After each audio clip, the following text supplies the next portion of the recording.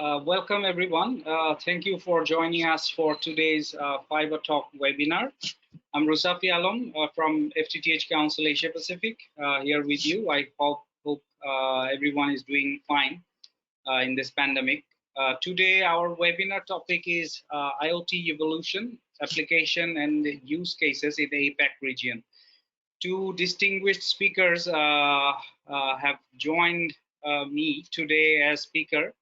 The first one is the keynote speaker for today is Silvia Kechiche from GSMA Intelligence. And the second speaker will be dialing shortly. For today is Dr. Ridwan Khan from DTAC, Thailand. In today's webinar, we will have a high-level overview about Asia Pacific's IoT industry, its evolution, and later part we will see some applications and use cases of the IoT in this region. We will also discuss in the panel discussion that how the industry is facing challenges in its evolution and where its opportunity lies. So if you have any questions during any point of the sessions, please feel free to type them into the question section in the panel. We will try our best to discuss that with our speakers today. So now let's move to our keynote session. So our keynote speaker, welcoming Silvia. Let me just give you a brief about his bio. Silvia is the principal analyst in GSMA Intelligence. Silvia leads the IoT product development. Her responsibilities range from sizing the IoT opportunity, including the role of operators, to researching and analyzing IoT technologies, applications, and business models. Silvia has also moderated and presented at a number of conferences. Silvia was previously worked in telecommunications, media, and technology with Pyramid Research. So I'm welcoming Silvia for having the keynote session. Please welcome Silvia. Thank you, everyone, and pleasure to be here. So, as you probably can see my screen, I'm going to talk to you today about the state of the play in Asia Pacific and the future outlook. As Rusafi has mentioned, my name is Silvia Kechiche, and I'm the principal analyst for GSMA Intelligence. In case you don't know who GSMA Intelligence is the research and consulting arm of the GSMA, and GSMA is the trade association of mobile operators and the one responsible for putting together MWC, and hopefully we see some of you at MWC Barcelona next month. So without further ado, I just wanted to share with you a few slides. If I can, yes. So how big is IoT in Asia Pacific? And this is very important to put this into context. IoT revenue have reached $135 billion in 2020, and will triple between 2020 and 2025 at the same time. And what is really important to notice is that Asia Pacific is one of the largest regions when it comes to overall IoT market, and it show increase from 35% to 38% by the end of the forecast period. So this is a large chunk of overall revenue, and majority of value, when you think about IoT revenue, majority of value actually lies in the middle layer. So in the middle layer, which is the applications, platforms, and services layer. And operators have been trying to expand the capabilities beyond connectivity to capture the larger share of the market. And we're going to hear later on a little bit about this from my colleague. Also, what is very important is that the future growth of IoT is going to be driven by progress of so-called useful data. So advances in AI and machine learning will really increase the applicability and value of data analytics. But the core, the connectivity revenue share will actually decrease throughout the forecast period from 11% in 2020 to 6% by 2025. So what is really important is to move beyond providing just connectivity and professional services. So that's the third layer. So you have connectivity, applications, platform, and services. The third layer is professional services. So the third component of IoT revenue was actually hit the hardest during the COVID-19 pandemic, as quite a lot of IoT projects have been actually put on hold and postponed. So we did see a short-term disruption in terms of IoT connections. We've seen on the consumer side, some of the replacement cycles have actually lengthened. On the enterprise side, as I mentioned, some of the projects have been actually postponed. But overall, looking at Asia Pacific as a region, number of IoT connections, as you can see here, will double from almost 6 billion in 2020 to over 11 in 2025. And again, Asia Pacific will increase its share of overall market from 44% to 47%. So last stat that you see on your screen is actually looking at the number of licensed IoT connections. And let me explain. GSM Intelligence would define this as cellular M2M and licensed OPWA, which stands for NB-IoT and LTM. So the latest and newest technologies that are addressing the low bandwidth applications. So this will more than double during the forecast period and will account for majority of the global IoT connections. And cellular connections account for almost a quarter of our connections in Asia Pacific, ahead of the global average of 14%. And the majority of technologies that are actually out there, these are the short range, so the Wi-Fi, the Zigbee, the Z-Wave, and licensed OPWA, so Sigfox and LoRa, and so on, fixed satellite, and others, and fiber. That obviously we're not going to talk too much about fiber today, but fiber is actually used mostly for the higher bandwidth applications and so on. So this is how big the size of the market is. Sorry, yeah. So which slide can you see? Oh yeah, perfect. So what was really important when we look at those connections is to see where they're coming from. Whether or not they're coming from the consumer side or enterprise side. So in Asia Pacific in 2020, they were split half-half. So 50% to consumer, 50% to enterprise IoT. Looking ahead and moving towards the future, we actually see that enterprise IoT will overtake the consumer IoT, and this is very important to notice, simply because that's ahead of the curve. And what we've seen in 2020, the largest vertical in 2020 were smart utilities, just over 1 billion connections, just slightly ahead of consumer electronics, followed by smart home. And looking ahead, and you can see on the right-hand side, the fastest growing verticals will be smart manufacturing, smart city, enterprise others, which include fleet management, agriculture, oil and gas, and smart buildings. And smart buildings, the COVID-19 regulation actually will drive growth in smart buildings as well. When we look at the actual the size of the deployment, and here I'm going to refer, for the rest of the presentation, I'm going to refer quite a lot to the enterprise and focus survey that we run, and that actually surveys 2,900 enterprise across 18 countries and 8 verticals, and we do survey rather small companies, the companies of 20 employees and upwards.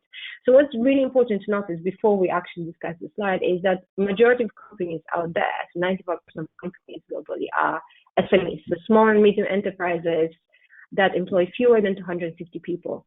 So this is really important because the majority of enterprises IT deployments still remain rather small. Though the average deployment size has increased globally from 2018, from 77% of deployments having less than 500 devices to 61% in 2020, but this is still rather small. So the smaller factors like that the enterprises tend to deploy fewer devices because they're smaller. But when we look at the Asia Pacific countries, so those countries that we have surveyed as part of the survey, so the Australia, India, Indonesia, Japan, South Korea, and China, they follow a very, very similar path. But this varies by country. So for instance, Japan, 10% of enterprises deployed over 10,000 devices compared to, let's say, 2% in Australia. So there is a difference. There's a very big difference in terms of the maturity and how many devices are deployed in each country. So why enterprises deploy IoT?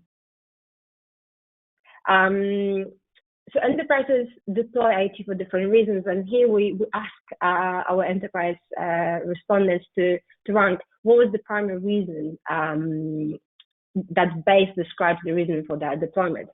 So this is slightly different in Asia Pacific than the rest of the world, because deployments being managed by headquarters actually comes up top as opposed to driven by local champions. Part of digital transformation, 56% of enterprises in Asia Pacific said that was driving IoT. This is compared to the global average of 63%, so slightly behind the curve in there. And then when it comes to business benefits versus generating revenue, they're pretty much equally at the same level. So 53% said that they have generated deployed IoT to generate new revenue versus save cost and to actually achieve business benefits. And this is very important, as we're going to see that the enterprise deployed IoT to achieve a business benefit. And what you see on the left-hand side here is that data is really what is fueling applications growth. So enterprises are deploying IoT to achieve cost saving, generating revenue, and complying regulation. Consumers, on the other hand, do that to simplify their life. And data is really key. IoT is all about data, and data is enabling digital transformation. So devices, you see in here, devices and assets are being connected using multiple technologies to collect data, run the analytics in order to improve the processes, and then run the cycle again. So this is the so-called virtuous cycle of data. And the more data is collected and analyzed, the more benefits can be achieved. So why? Simply to achieve benefits such as revenue generation. Asia Pacific is again ahead of the average when it comes to that. So 74% of enterprises in Asia Pacific measure IoT success by revenue generation versus 68% globally.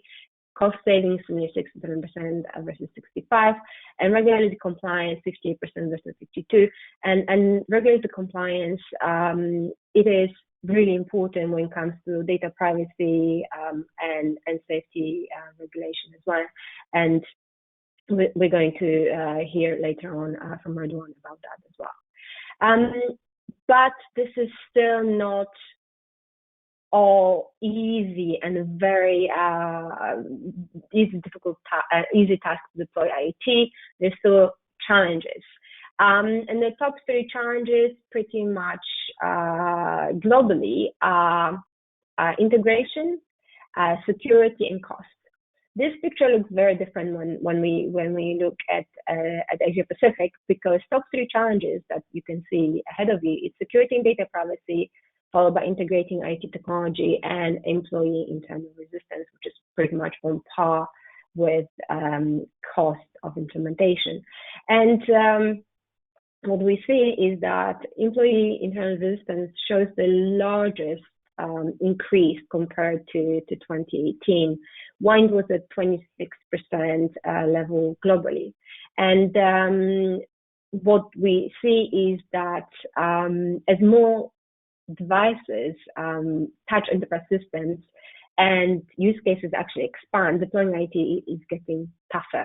It is because it is not only convincing the C-level people that you need to deploy IoT, it also requires buy-in from people on the ground to adhere to changes, to make sure that the processes are being followed, and so on. So still there is quite a lot of challenges that needed to be solved.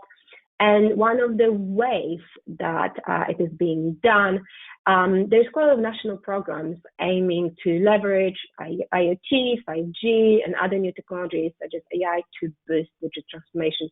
So ahead of you, you can see some of them. So made in China, 2025. Very similar, make Indonesia for the Make Indonesia 4.0, Made in India, Digital India. So lots of different strategies aiming to ensure digital transformation of the economy via new digital tools. And for instance, the digital economy strategy for Australia, just recently in May, it was announced that Australia will invest 1.2 billion into Australia's digital future through the digital economy strategy. And it is about making sure that Australia is going to be modern, leading digital economy by 2030. And one of the things that they will invest into is strengthen safety, security, and trust. So what is really important is that everything that's being currently deployed is deployed in a secure and safe manner. As we've seen during the COVID-19 pandemic, that actually the security risks, cybersecurity risks have increased massively. And the way this can be done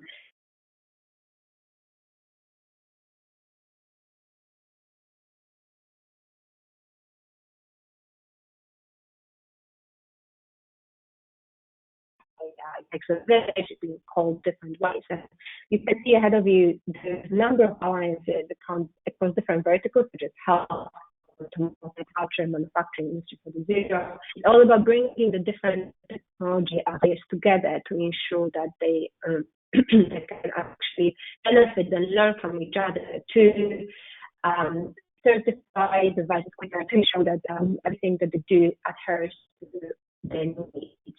And it's not only vertical, that's also across vertical industries. So GSMA is one of those bodies that brings different parties together to make sure that everything is being done is in a secure manner, to ensure that we can bring different requirements. But I have run out of time. Thank you very much. If you are interested, you can have a look at what is that we actually look at, and this is my contact details in case you are interested in speaking to me further. So now I'm going to stop sharing my screen and pass it back to you. Mustafi? Yeah, thank you, Sylvia. It was really insightful presentation from your side. So we will now head back to our second speaker for today, Dr. Ridwan Khan. Ridwan, can you hear me? Yeah, I can hear you. Okay, so to the audience, just for your information, his camera is a bit problematic today. So unfortunately, we cannot see him, but only can hear him. So, okay, let me just think.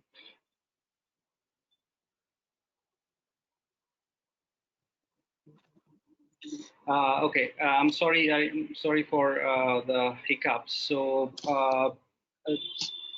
Dr. Ridwan is the head of B2B product and solutions in the DTAC Thailand, with 15 years of experience in both consulting and industry roles. He has a proven track record of developing successful B2B ICT businesses in multiple markets. He has deep experience in product development and management of IoT, cloud, and enterprise solutions. He comes with a significant recent experience on 5G business planning and execution across multiple industry verticals in Thailand as well. So I will play Ridwan's slide, and then we'll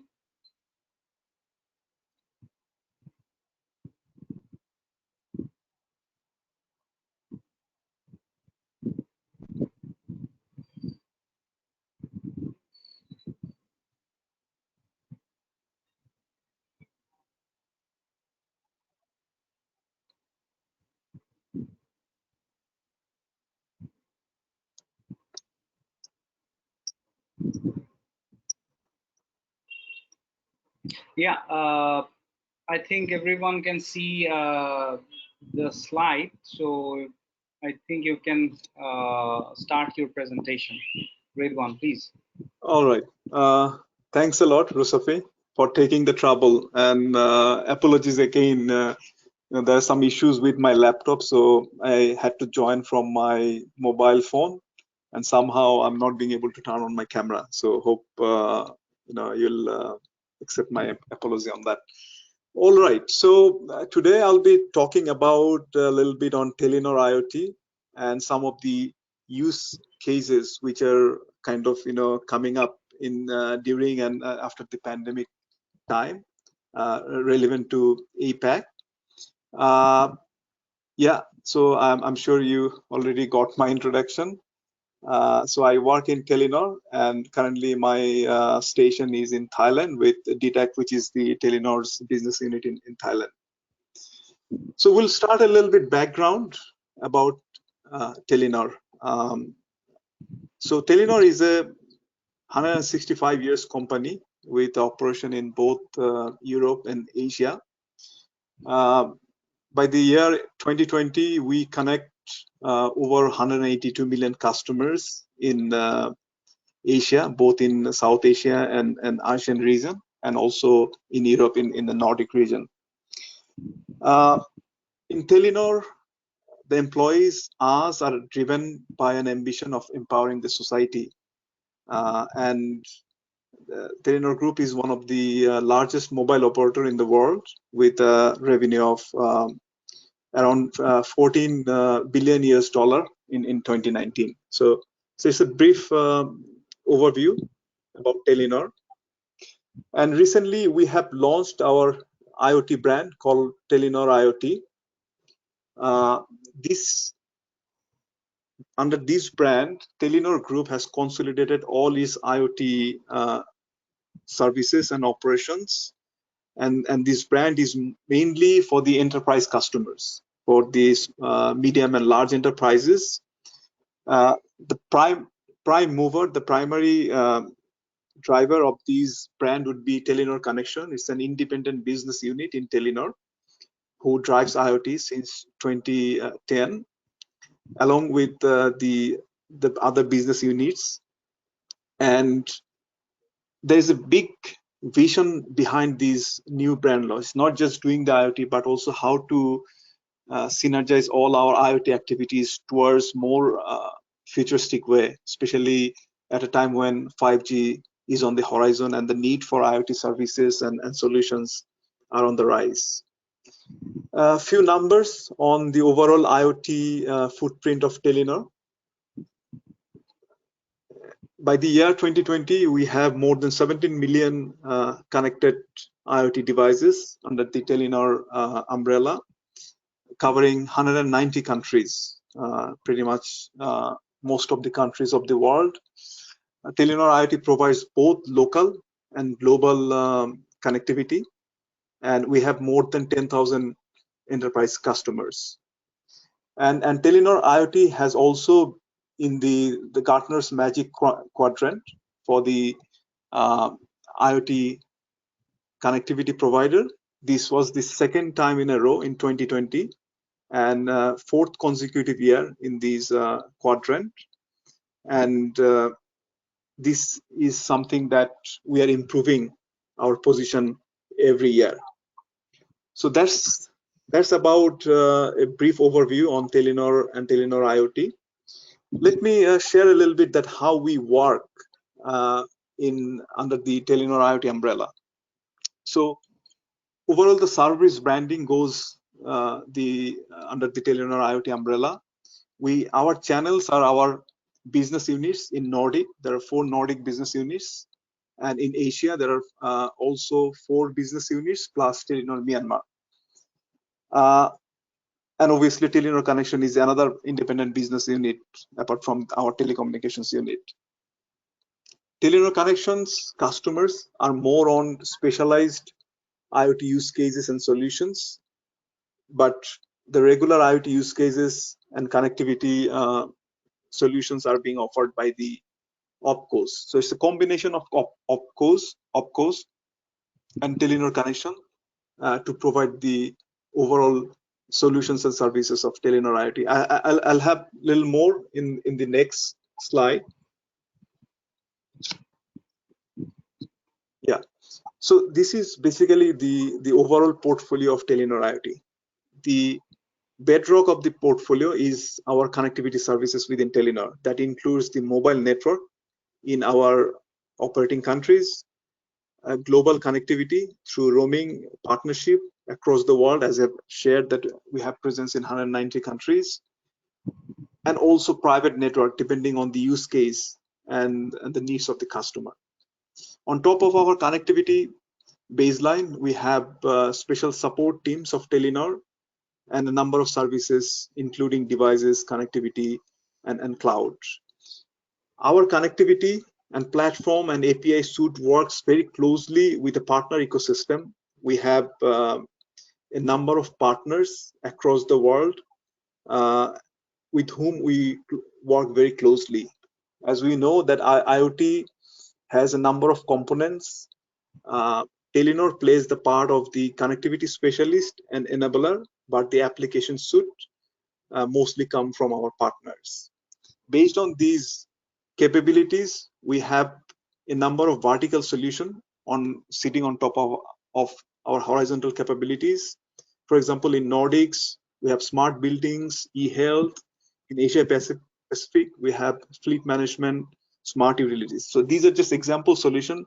There are a number of use cases and applications that are already there in our portfolio, along with new additions almost every month through our customers and our partners. In terms of use case, Telenor Connexion has been a global solution provider for the last 10 years, and also the other business units in Asia and Nordic, we have been enabling our customers and partner for many more years. There are a lot of live use cases in our library.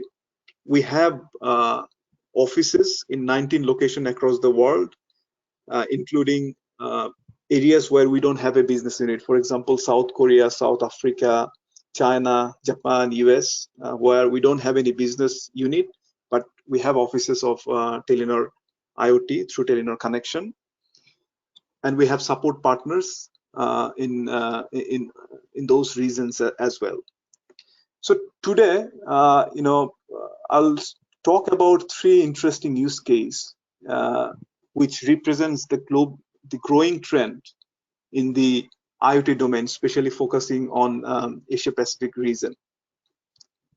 So the first use case is a very interesting one and very relevant. I hope we all can relate to that, which is vaccine supply chain management.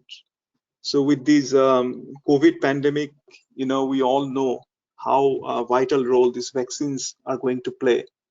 But it's not an easy job to ensure quality and supply of vaccines and on-time supply of vaccines, especially if we see these new generation mRNA vaccines from Pfizer and Moderna. They need to be stored at a very low temperature, at a temperature of -72 degrees. And that temperature needs to be maintained from the production facility to the end point where the doctor will administer the vaccine jab. So, and vaccine, as we all know, is a very precious thing these days. There are shortage of vaccines and there are outbreaks going on. So it's important that we ensure the quality, integrity, and efficient supply of vaccines. And this has been a challenge for most of the government across the world. So this use case is from South Korea with this pharmaceutical company Boksun Nice, and this use case has been delivered with a partner called M2 Cloud. So basically, what problems this use case is going to solve? So the problem are threefold. One is that we need to ensure that when the vaccine is being transported, the quality of the vaccines remain intact. That includes humidity, temperature, sunlight, to make sure that the fragile components of the vaccines are not degraded. At the same time, the doctors need to know that when the supplies will arrive and the overall management of the stock. And the last part is that before a doctor injects a vaccine, it would be really nice that if he or she can quickly check the integrity of the vaccine, because this is very important for the person who is getting the vaccine to make sure that she or he is getting a high quality vaccine or the vaccine in a high quality state. So with the IoT asset tracking technology, under this use case, the supply chain management was very smooth. There was real-time temperature humidity monitoring. So if there is any change in humidity or temperature, there will be a real-time notification to the concerned people so that they can take action in a small time of window to make sure that the quality remains intact. The supply chain management also helps to ensure the timely shipment and delivery and the overall visibility on the whole shipment process. And with a very simple QR code-based solution, the doctors or the medical professional can quickly check the integrity before delivering the vaccine to a person. And the overall outcome was more transparency and traceability in the overall vaccine distribution process, ensuring that if there is any issue with the ambient environment where the vaccine is being transported, if there is any issue, it can be addressed very quick and can be solved before the entire batch is affected. And obviously this helps the company to ensure the smooth supply and demand planning throughout many stakeholders, from production to distribution to delivery, throughout the vaccine delivery process. So we see the use case is emerging in other countries. Telenor Connexion is also working in some other markets to provide the same. We are also kind of getting request, or at least request for information from different stakeholders, both private and public sector, to ensure that how it can be used. And vaccine is not going to be a one-year thing. We need to continue to deliver vaccines, especially the booster dose and so on. So this is going to be an important trend. And it's not just for vaccine, that can be usually applicable for other supply chain use cases such as transportation of foods and equipment and etc. From connected supply chain to the connected product, the next use case is a connected car, and this use case was delivered in collaboration with Volvo. We all know Volvo is one of the biggest brands of cars, both small sedans to big trucks. So Volvo wanted to give a better evolved customer experience to his car owner, and they had this concept of Volvo on call service, which the car owners of Volvo can subscribe, and that can help them to constantly be in touch with their car. And this solution has many features. For example, remote checks of the engine, map functions, emergency services, roadside assistance, and so on. So Telenor Connexion helped Volvo to ensure that all its cars, no matter in which country those cars are being sent, through one single platform and the connectivity from Telenor, Volvo can have full visibility on the overall fleet, and their customer can also have full control of their vehicle no matter where they are. And this is a big success story. After the launch of this app, it became a very popular service. It's been available, it's been heavily used by all the Volvo car owners. For the car owners, it gives this peace of mind that his or her car is always in touch with them, having a constant look at the health of the vehicle and the overall status of the vehicle. So that's from customer side. But from Volvo side, it created a new revenue stream, because now the Volvo can not only give a very good customer experience, but also kind of notify customers that there's a servicing that their customer need to do in a certain time, and that has generated additional stream of revenue for the for Volvo. And also it can provide a number of value-added services such as music streaming through these in-car infotainment system, and it has also increased revenue and customer satisfaction. And this is not just Volvo.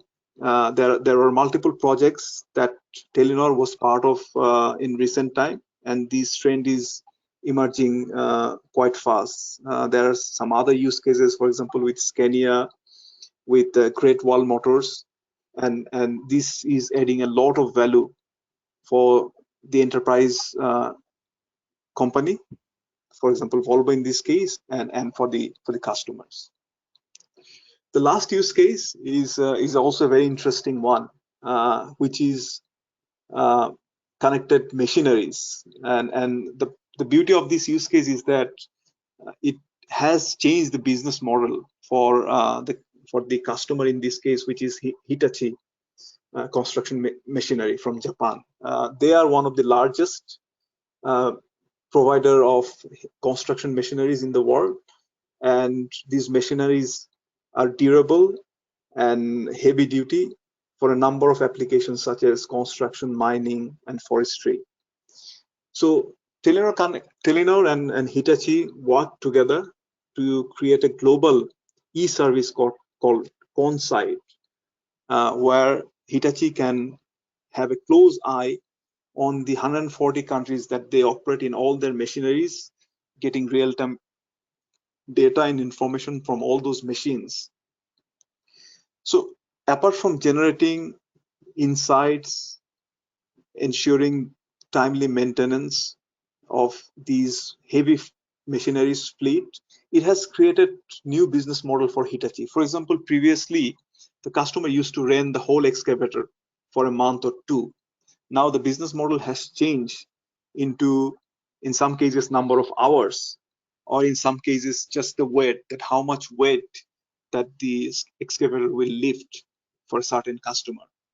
So it has given Hitachi a fine granular control, the way their machineries, expensive machineries are being used, along with more visibility and control on the overall health of the fleet.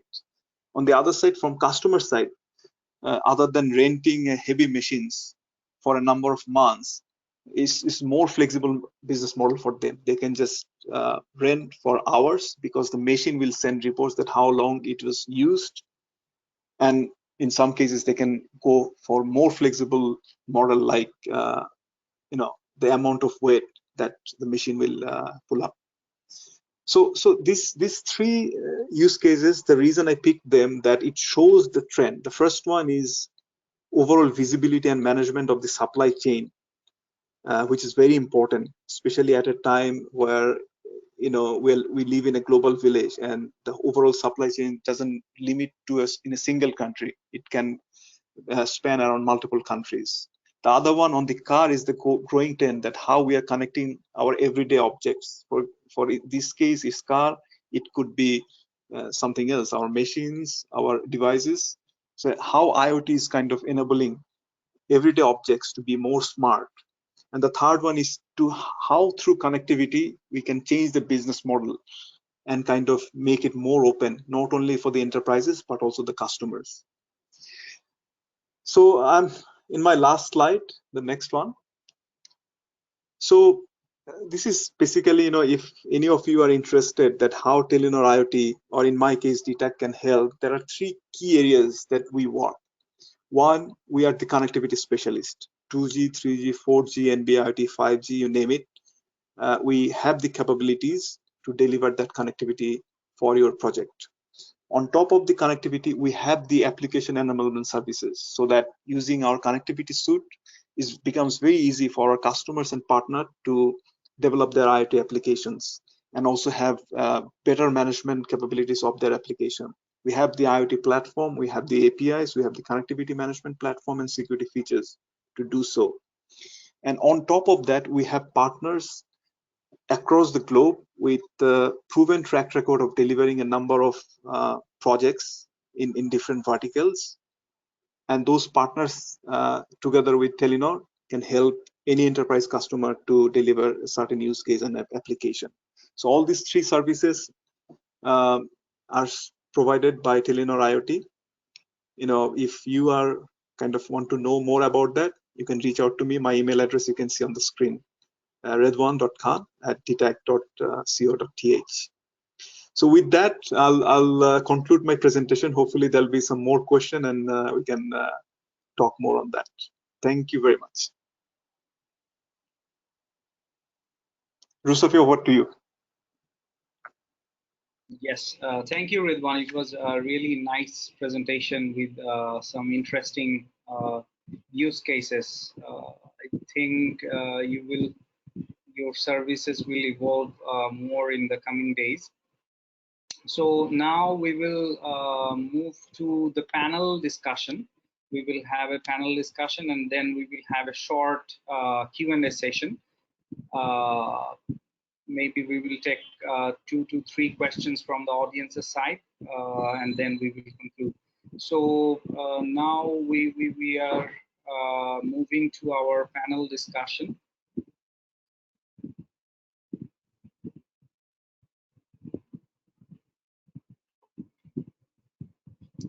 So my first question would be to Sylvia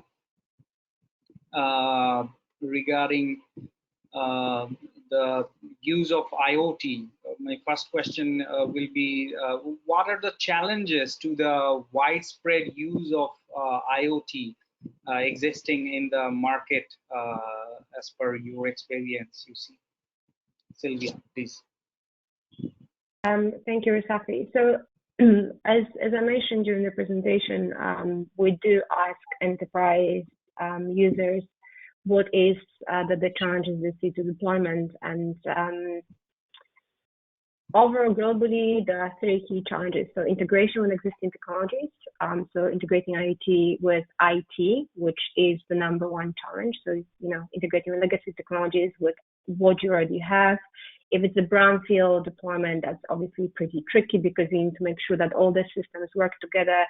And another matter that's really important, IT and OT come with a very different security requirements, and bringing this together really requires to think about IoT from that perspective, just to ensure that data is safe and secure and the privacy is ensured.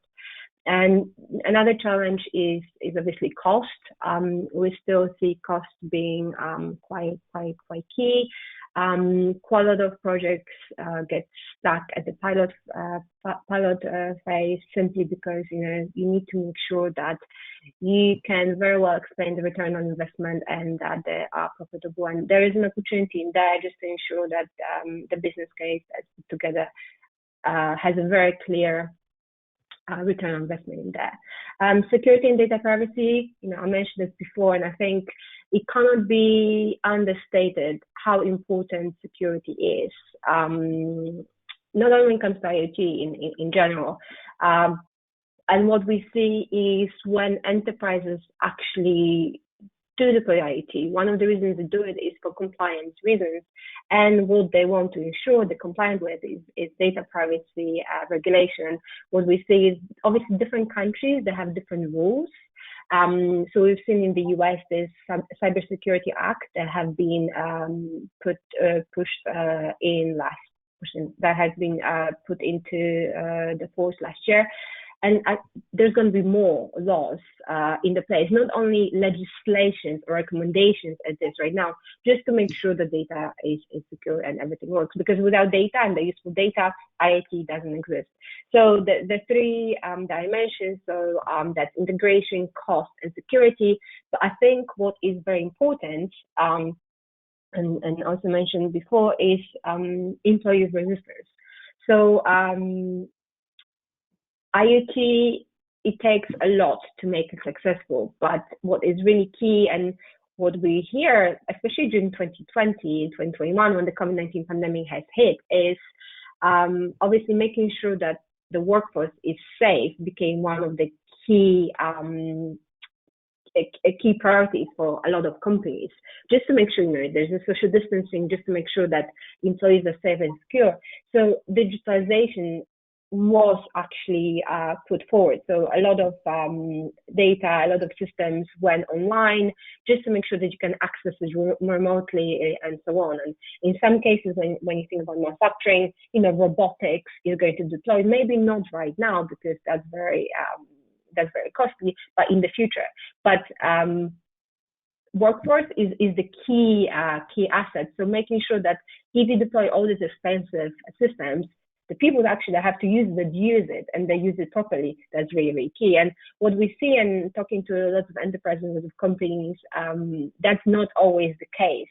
So you might have the best system ever, but if it's not being used, you're not going to get the benefits of it. So I think these are the key. These are some of the key challenges.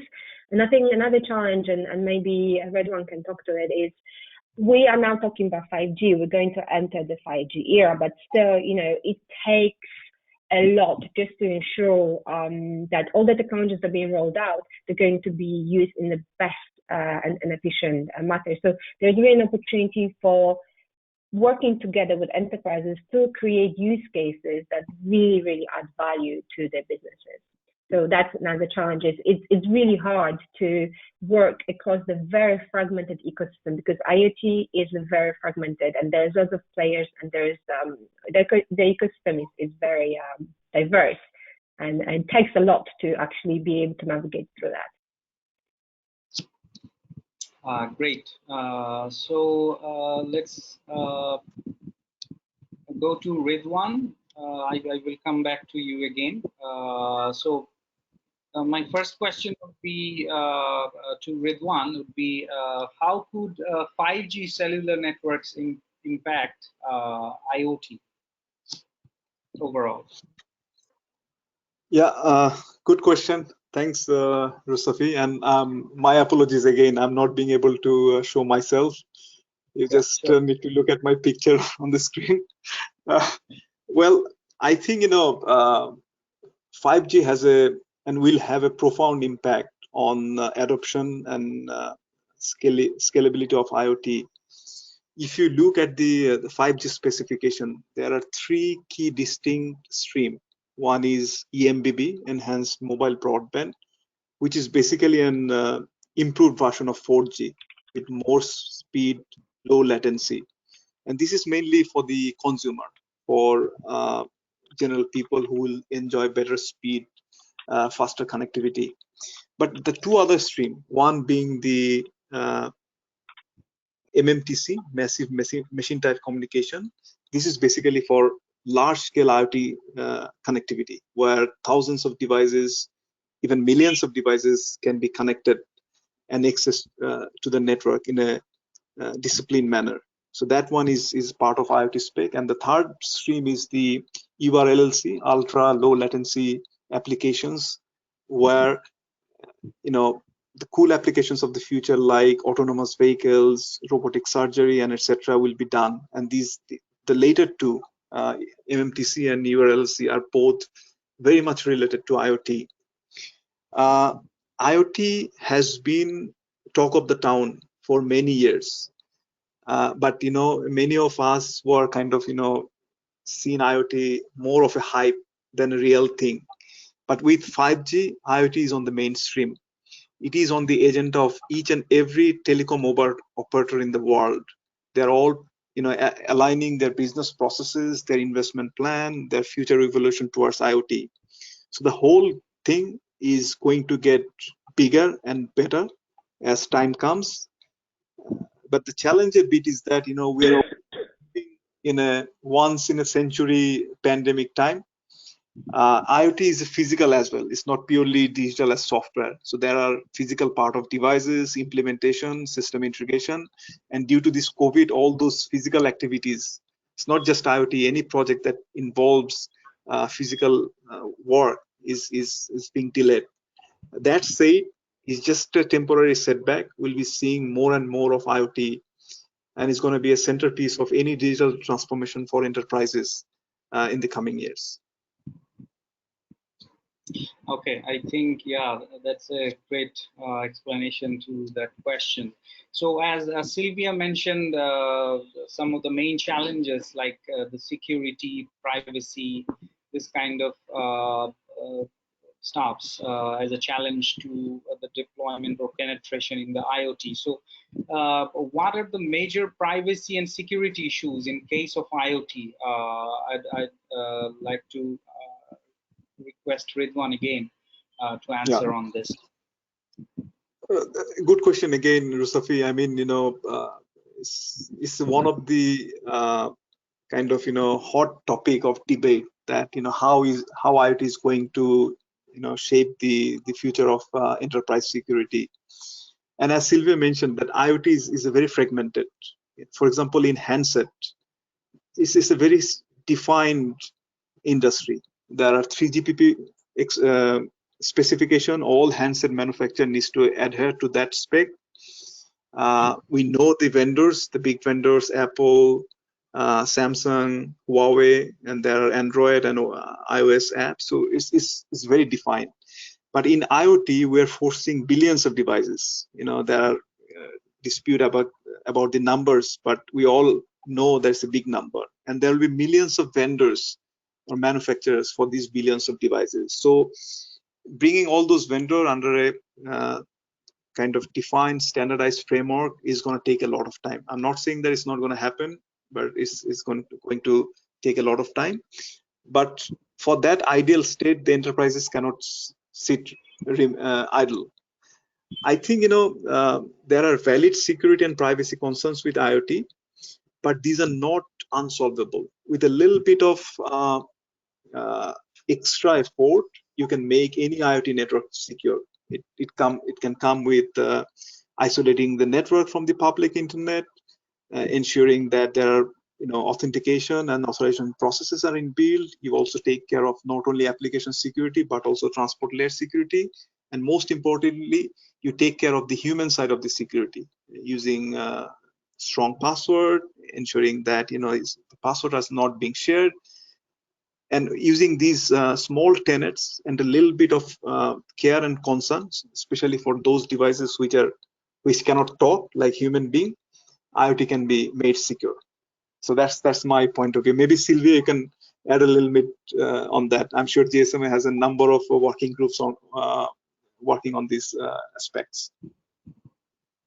Yes, thanks, Ridwan. And I was smiling there when you talked about the user, because I think a couple of years ago we had to look, and one of the most common passwords are password 12345 and so on. And when it actually comes to security, when you think about devices, so this is consumers. So consumers can change the security setting and passwords.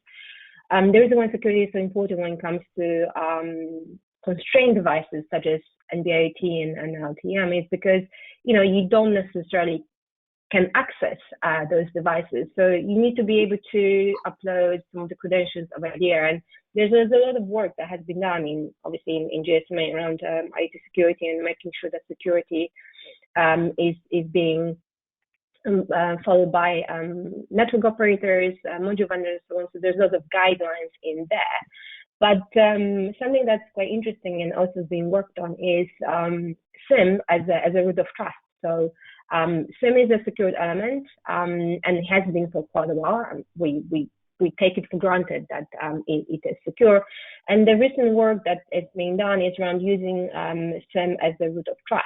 So SIM, eSIM, iSIM in the future, and just to build an architecture around it called IoT Safe that actually makes sure that you can ensure device to cloud security, which, by the way, is one of the key things enterprises are asking for. So I have mentioned the survey that we ran. So last year we ran a survey and we did ask enterprises whether or not they have changed their security practice as a result of IoT deployment. So from memory, 85% of enterprises have done so, and they have changed the way they look at security.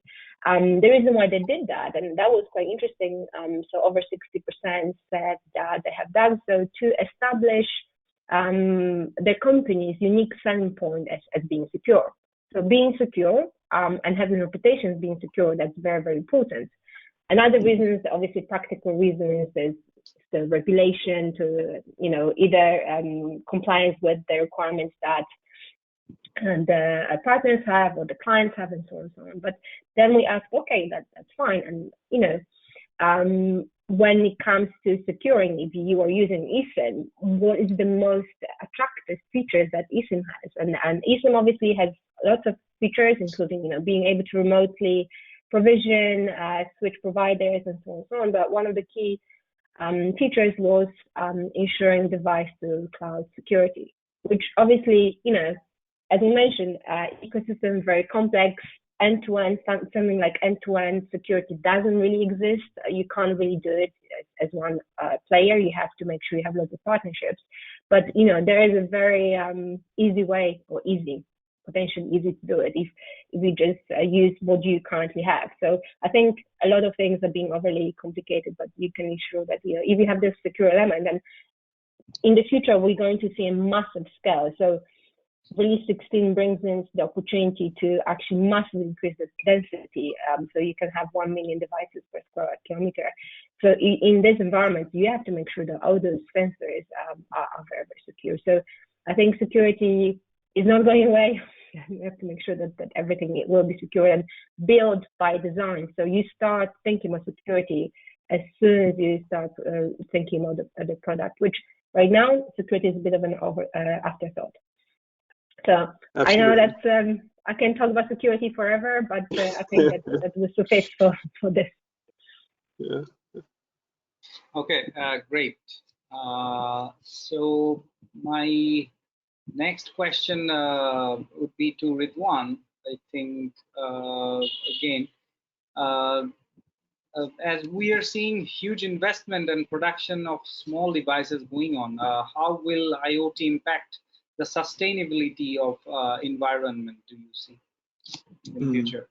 So this is a very futuristic question, but at least we can be well aware. Yeah. No, I think this is a very, very valid question, and we see more and more devices right now. I think Sylvia can have the correct number. It's like we have 3 devices per human being, or at least 2 devices, I think, and it's going to be 7 devices within the next within this decade. So obviously it's a staggering number. That said, IoT, there are the one big parameter whether a electronic device is impacting, or how a device is impacting the environment, is the power consumption. Fortunately, IoT devices are very low power consumption. You don't need to have a lot of power to run these devices. It doesn't need a lot of cooling. It doesn't generate a lot of heat, and thanks to low power consumption. So that is one side of it, the physical characteristics of these devices. The other thing is that the overall benefit that these IoT devices will bring. If you see that the devices that are being used to reduce the power consumption, wastage of power by domestic users, industrial users, it's a huge contribution. Similarly, IoT applications and solution in the supply chain will eliminate a lot of waste, be it food, be it vaccines, be it any goods. If you can manage it efficiently, you can reduce a lot of wastage. That has a very positive impact to the environment. And obviously, IoT is being utilized in a number of ways, especially on the smart agriculture, on transportation, on the manufacturing. And combinedly, the purpose of IoT as a technology is to make anything efficient, whether it's a product, whether it's a solution, whether it's an industry. So I think, in terms of the applicability of IoT, brings a lot of sustainability in terms of how we manage our resources, especially smart city, smart utilities has a huge contribution on that.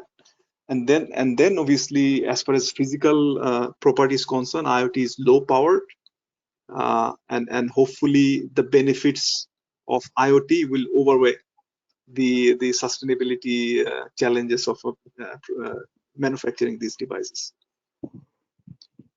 Okay, great answer. So yeah, I agree with you in some aspects of this answer. So next I will move to Sylvia again. The question would be, how is the pandemic affecting the development of IoT market penetration? We see lots of healthcare projects are taking place at the same time. At the same time, there is a low market demand as well due to the COVID situation. So if you can give us some lights on this, it would be great. Sylvia, please. Sure, sure.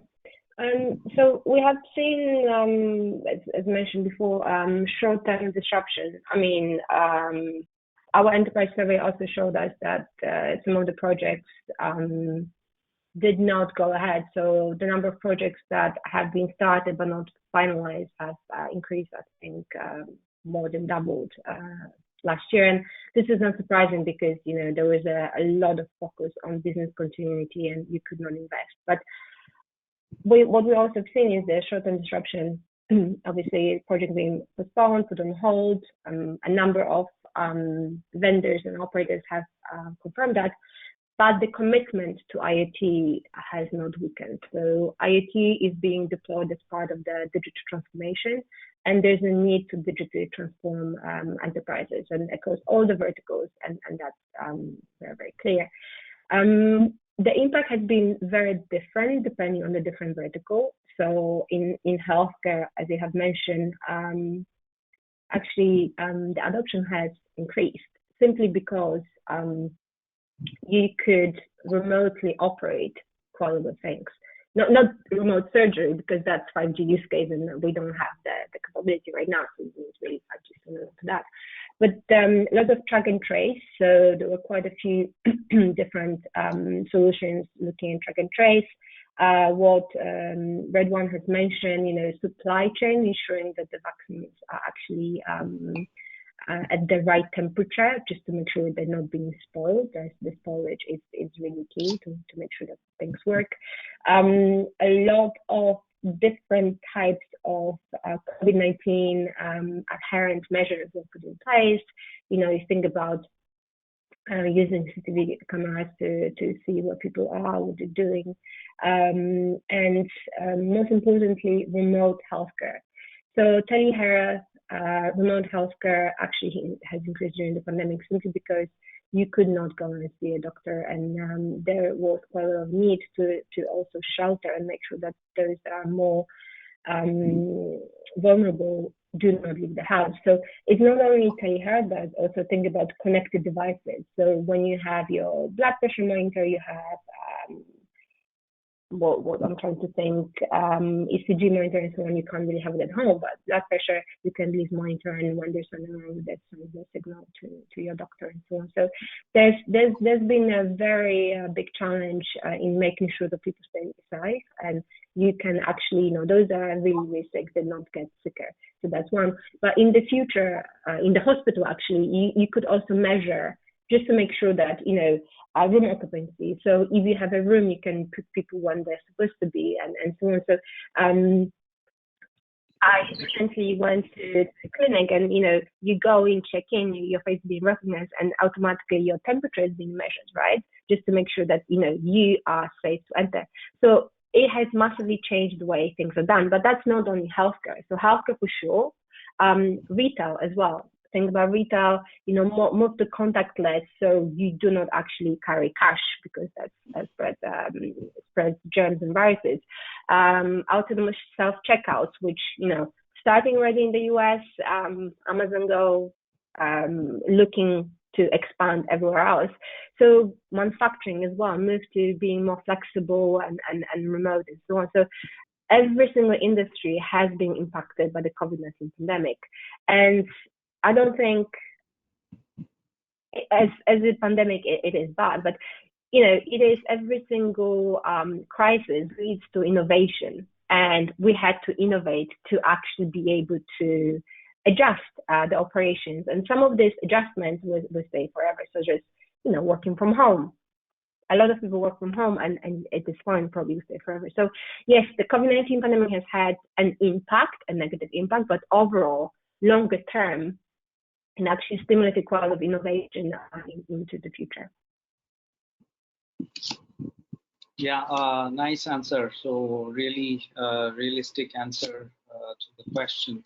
So I will move to Ridwan again for the last time, and then we will go to the question session. We will take maybe 2 questions, and then we will finish. So last question, as we are FTTH Council, I think this webinar is totally on IoT, but IoT technology and connectivity actually lies on fiber. So everyone actually knows this, but in operator's perspective, Ridwan, how actually does fiber play a role in massive IoT deployment in your perspective?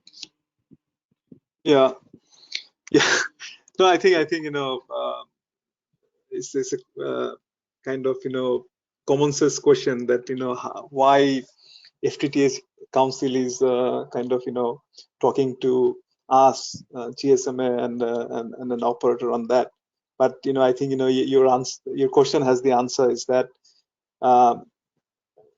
and same for operators as well. IoT is a last mile technology. It's how you reach out to the last mile, how you connect the devices, how you give flexible and scalable connectivity, and that part will be played by the operators. But obviously this data needs to be aggregated and delivered to a platform where this data will be processed and then sent back as a control and also kind of insights to human for insights, control for the devices. And you need fiber infrastructure to do that. High-speed fiber connectivity is just not for IoT, but also for 5G, private network, edge.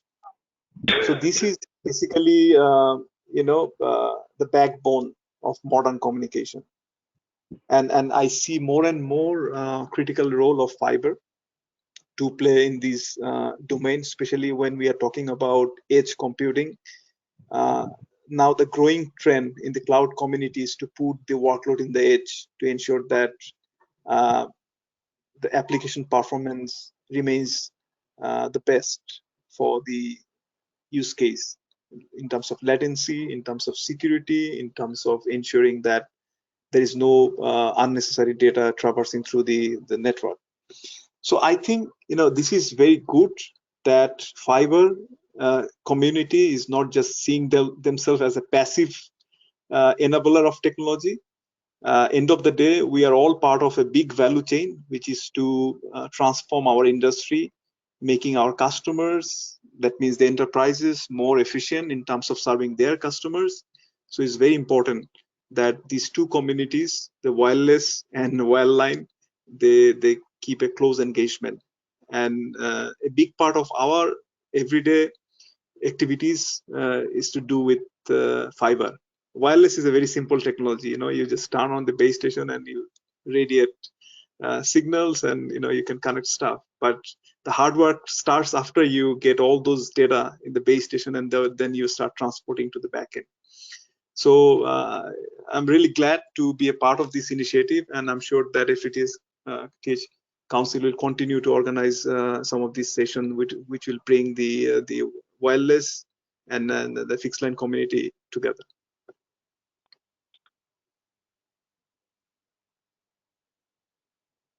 Thanks for the kind words, I really appreciate your answer. So just I think we are very short in time, so we will just take 2 quick questions and then we will conclude. The first question is from Rajkumar Matai. His question is how AI will impact IoT business. I think Ridwan would be perfect to answer this, but if Sylvia can touch a bit, would be great. Maybe I'll pass the baton to Sylvia, because I'm sure she has more data than me on this, and I'll add a couple of points on top of her answer. Sure. So Well, this, as I mentioned, data is really critical to IoT and ensuring that the process is being changed. And when it comes to AI and the use of it, there are multiple layers of data analytics, so to speak, with the basic one being obviously monitoring the performance in the past, just to make sure you learn from past experiences and you can then adjust the future. What is really key is when we ask enterprises again, what do you do with data? Those that actually knew what the data is stored, when they do with data, they said almost 35% said that they can change the entire company's business model, which is really impressive. Because when you think about putting AI over data that you have, you can really get into the very, very different insights. So AI and IoT, they very closely come together. Analyzing the data that you have, you improve the processes, save costs, increase revenue, but also gives you an foresight. And the foresight, so what's going to happen in the future, is very important. So, you can do predictive maintenance. You don't have to wait for something to be broken. You can see based on the previous performance, and you can see when certain parameters are failing that this will actually get broken. And what is really important, I don't think we mentioned edge that much during this panel, but with 5G and all the capabilities 5G brings in terms of mobile edge compute, AI will become ever more so important, because you don't have to actually bring you don't have to push all the data into the cloud. You can do some of the computing on the edge, on the device, and then that actually reduce the costs, simply because you don't have to send everything to the cloud, and B, makes everything faster because you can make decisions on the spot. And sorry, I took a bit. I'll pass it back to Redwan in case you want to add anything else. Well, good points, Sylvia. I mean, IoT is, there are stages of IoT maturity. Normally, the need starts with basic connectivity, just to get data from the devices, and then the need is more getting insight out of that device, that data, and then the third phase is how to use that insights to create actions, and that's where the AI comes into play. I can give you one example of the vehicle, the use of IoT in cars. That started as a simple vehicle tracking, that where my cars are going, and then it evolved into how we can get engine data to get predictive maintenance and etc. Now we are talking about autonomous vehicle, that I want my car to drive itself, and that's how IoT and AI are being converged and creating a holistic experience for the customers.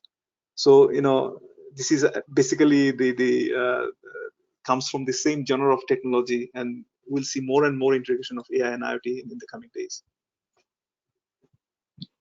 Okay, great. So the last question I will take from the audience. The questioner's name is Alan. His question is, what about regulatory issues in Asia Pacific, like standards, compliance, cross-border GDPR, PDPA, and licensing scheme? In case of Redwan, in Thailand, do you have any IoT or M2M licenses? Yeah, we do.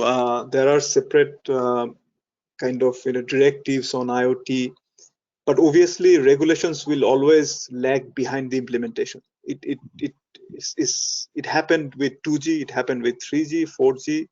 So still, there are a lot of open areas, gray areas on IoT, and IoT is not just a kind of connectivity technology. It has the device component, it has the platform component, application component, and overall security. So my experience so far working on this domain for the last 10-11 years is that we'll see more and more regulation. There will be regulations on data privacy, GDPR, PDPA, and all sorts of things. But obviously, we need to manage the way we have managed the other directive and regulation in terms of network. But obviously, this is a more community play rather than telcos trying to navigate. Okay, great. I think we have come to almost conclusion time for our webinar today. So I'd personally like to thank two of our speakers for today. Sylvia and Ridwan for your time, and we really enjoyed your presentations and the discussion. So I think we will continue this synergical development in the future as well. So we would like to thank our to all the audience as well. So we will keep our Fiber Talk webinar series initiative running, and our next webinar will be on 16th June. It's on the display. The registration is also live, so the registration link will be communicated through a follow-up email after this webinar. Please stay tuned through our social media pages.